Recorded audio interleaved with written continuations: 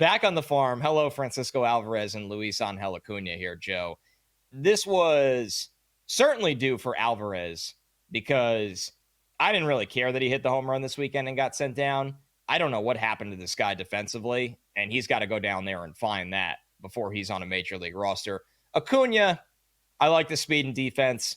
I'm not one of those people that ever expects him to grow into an everyday player, but the Mets clearly want him playing in a more everyday role, to kind of find himself again too. But Alvarez is the more glaring one here.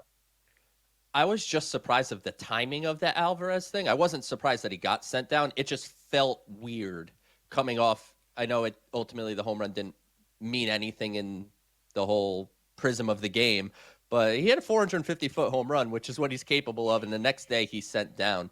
But what it comes down to here, Connor, is it's been a regression for Alvarez. The offense, it feels like he's in between on everything. Sometimes he's late on the fastball, and then when he's kind of on the fastball a little bit, he's chasing breaking stuff and off speed away.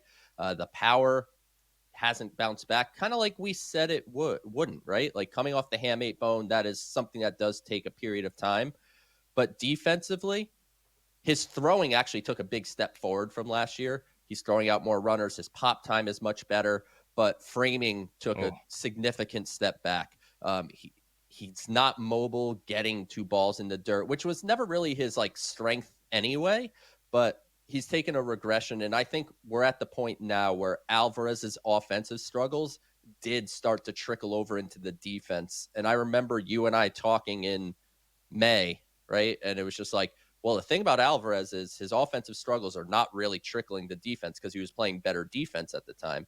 I think you send him to Triple-A Syracuse, you get him with JP Arancibia down there, a really good catching instructor, former big league catcher, and fix Alvarez here it doesn't need to be an elongated thing. I don't think Alvarez is going to Syracuse for a month or two. I think he's going for a couple weeks, refresher, mental reset, because that play in Atlanta where he just threw to second base, and I don't know why it's like playing MLB The Show and hitting the wrong button and accidentally throwing to second base.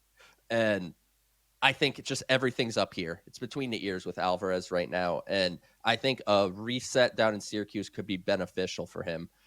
And then when it comes to Acuna, look, at this point, his role was come in late for defense and come in pinch run. That's really all he was. And at this point, you want to let Luisangel Acuna continue to get at bats and try to develop as a hitter. I'm with you that I think at this point, his long-term is probably more of a utility infielder, which is fine. There's legitimate value to that. We had a conversation for a month on this show about bringing back Jose Iglesias, who's just a utility infielder. So there is value to it. But when you have a guy like Travis Jankowski, right? He could just do everything Acuna can other than play infield. So let Acuna go to Triple-A, get some at-bats, because frankly, playing once a week for him was clearly not working right now. And his swing got long. He was chasing.